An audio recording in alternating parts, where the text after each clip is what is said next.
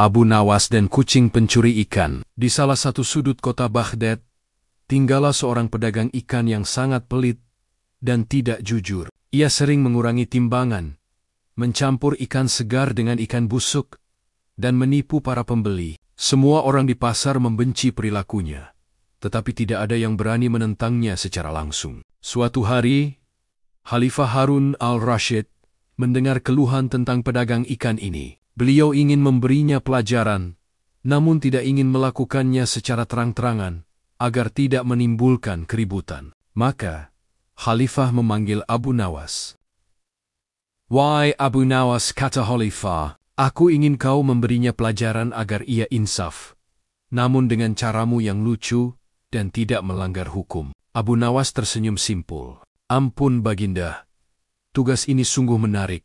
Hamba akan laksanakan." Keesokan harinya, Abu Nawas pergi ke pasar. Ia berjalan mendekati kios pedagang ikan itu, yang saat itu sedang melayani beberapa pembeli. Abu Nawas pura-pura mengamati ikan-ikan yang dijual, sambil sesekali mencium baunya dengan ekspresi jijik. Pedagang ikan itu, yang mengenali Abu Nawas sebagai orang kepercayaan Khalifah, merasa sedikit cemas. Ia tahu Abu Nawas cerdik dan sering membawa masalah dengan cara-cara yang tidak terduga. "Ada yang bisa saya bantu, Tuan Abu Nawas?" "Ah, tidak ada Tuan Pedagang," jawab Abu Nawas. "Aku hanya sedang berjalan-jalan. Tapi, ikanmu ini, baunya sungguh tidak enak." Pedagang itu tersinggung.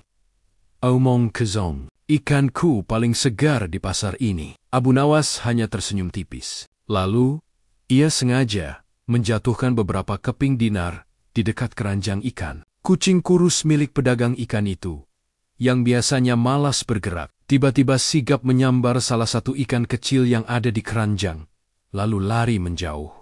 "Hai, kucing kurang ajar!" teriak pedagang ikan itu, hendak mengejar kucingnya. Abu Nawas menahannya. "Jangan Tuan Pedagang, biarkan saja. Lagi pula, kucingmu itu lapar." "Tapi dia mencuri ikanku," gerutu pedagang. "Berapa harga ikan yang dicuri kucingmu itu?" tanya Abu Nawas.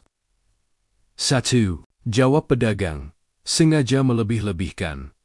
Abu Nawas mengambil 1 keping dinar dari kantungnya, lalu menyerahkannya kepada pedagang ikan. "Ini, sebagai ganti ikanmu." Pedagang ikan terkejut. Ia tidak menyangka Abu Nawas akan mengganti rugi. "Terima kasih, Tuan Abu Nawas," katanya, masih bingung. "Sama-sama," jawab Abu Nawas.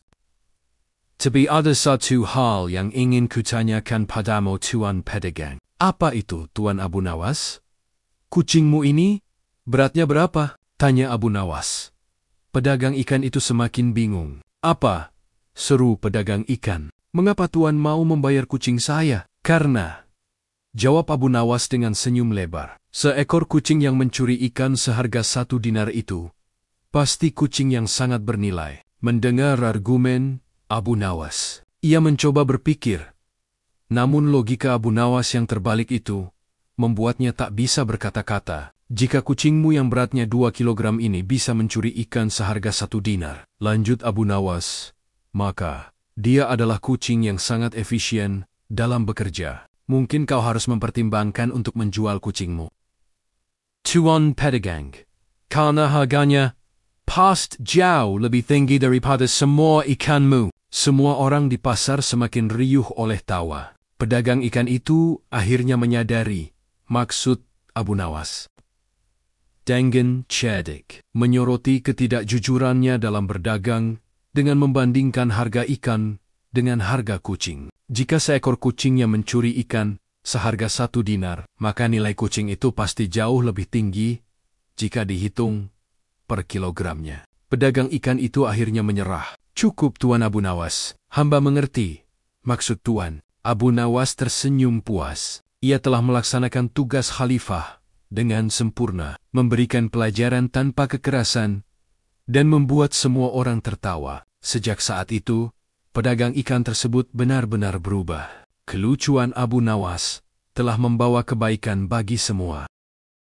Jika kalian suka dengan video ini, klik like dan subscribe.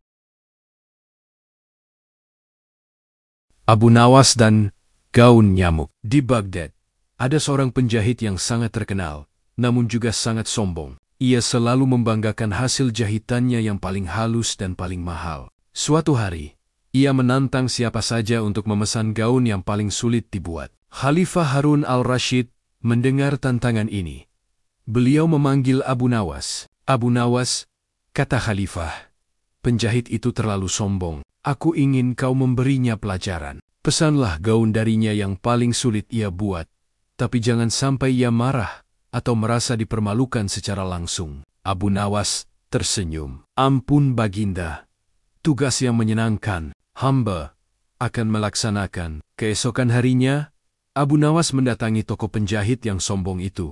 Wahai tuan penjahit, kata Abu Nawas, aku dengar kau adalah penjahit terbaik di Baghdad. Aku ingin memesan sebuah gaun khusus darimu. Penjahit itu tersenyum angkuh. Tentu saja, Tuan Abu Nawas. Gaun seperti apa yang Anda inginkan? Gaun untuk pesta? Gaun untuk upacara keagamaan? Sebutkan saja. Aku ingin gaun yang sangat istimewa, kata Abu Nawas. Gaun yang belum pernah dibuat oleh siapapun sebelumnya. Sebuah gaun yang hanya bisa dilihat oleh mata yang sangat jeli. Penjahit itu mengernyitkan dahi. Maksud Anda, gaun transparan? Bukan, seru Abu Nawas. Gaun ini harus terbuat dari bahan yang sangat ringan, sangat halus, sehingga hanya bisa dikenakan oleh makhluk yang paling ringan. Makhluk yang paling ringan? Tanya penjahit. Semakin bingung. Ya, jawab Abu Nawas. Aku ingin gaun ini dibuat untuk Niem. Penjahit itu terdiam, menatap Abu Nawas dengan mulut ternganga. Ia mengira Abu Nawas gila. Gaun untuk nyamuk? Mana mungkin, Tuan Abu Nawas. Nyamuk terlalu kecil, dan tidak ada kain yang bisa dijahit sekecil itu, kata Abu Nawas. Tentu saja ada. Kau adalah penjahit terbaik, bukan? Gaun ini harus terbuat dari benang sutra yang paling tipis, sehalus embun pagi. Jahitannya harus sangat rapi, tidak boleh ada cacat sedikit pun, dan gaun ini harus memiliki 12 lubang lengan, karena nyamuk memiliki 12 kaki. Penjahit itu semakin pusing. 12 lubang lengan. Untuk nyamuk, ia merasa dipermainkan. Namun, ia tidak berani menolak Abu Nawas, yang merupakan orang kepercayaan Khalifah. Lagi pula, ia sudah membanggakan diri sebagai penjahit terbaik. Baiklah, Tuan Abu Nawas, kata penjahit itu, mencoba bersikap tenang. Tapi, ini akan memakan waktu lama, dan biayanya akan sangat mahal. Jangan khawatir soal biaya, kata Abu Nawas. Aku akan membayarnya, berapapun yang kau minta. Tapi ingat, gaun ini harus sempurna. Jika tidak, aku akan melaporkanmu kepada Khalifah. Penjahit itu merasa terjebak. Ia menerima pesanan konyol itu. Meskipun dalam hatinya ia merasa sangat kesal. Setiap hari, ia berpura-pura sibuk menjahit gaun nyamuk itu. Ia mengambil benang sutra yang paling halus dan menghabiskan waktu berjam-jam berpura-pura menjahit sesuatu yang tidak terlihat. Beberapa minggu kemudian, Abu Nawas datang kembali. Sudah selesai gaun nyamukku, Tuan Penjahit? Tanya Abu Nawas. Penjahit itu menghela napas lega. Ia telah mempersiapkan jawabannya. Ampun Tuan Abu Nawas, gaunnya sudah selesai, katanya dengan bangga, memegang tangannya, seolah sedang memegang sesuatu yang sangat kecil. Ini dia. Gaun ini adalah mahakarya, terbuat dari benang sutra paling halus, dengan 12 lubang lengan yang sempurna. Bahkan mata telanjang tidak bisa melihat keindahannya. Abu Nawas mengangguk. Ia pura-pura mengamati gaun itu dengan serius. Sungguh indah. Aku percaya padamu Tuan Penjahit. Penjahit itu tersenyum lebar. Tapi ada satu hal yang mengganjal pikiranku, Tuan Penjahit, kata Abu Nawas tiba-tiba. Apa itu, Tuan Abu Nawas? Kau bilang gaun ini terbuat dari benang sutra paling halus, kan? Tentu saja, jawab penjahit itu. Kau tahu bahwa gaun ini sudah selesai? Bukankah seharusnya kau tidak bisa melihatnya? Ia tidak bisa menjawab. Ia telah terperangkap dalam jebakannya sendiri. Jika ia mengaku bisa melihat gaun itu, berarti ia berbohong tentang kehalusan benangnya. Jika ia mengaku tidak bisa melihatnya, bagaimana mungkin ia tahu bahwa gaun itu sudah selesai dijahit dengan sempurna? Para pelanggan yang mendengar percakapan itu tertawa terbahak-bahak. Mereka menyadari bahwa Abu Nawas telah berhasil mempermalukan penjahit yang sombong itu dengan cara yang paling cerdik. Penjahit itu akhirnya mengakui kekalahannya. Ampun Tuan Abu Nawas, hamba mengaku kalah. Anda memang cerdik. Hamba telah belajar pelajaran berharga tentang kesombongan. Abu Nawas tersenyum puas. Ia telah melaksanakan tugas khalifah dengan sempurna. Penjahit itu akhirnya sadar akan kesombongannya, dan ia berjanji untuk tidak lagi membanggakan diri secara berlebihan.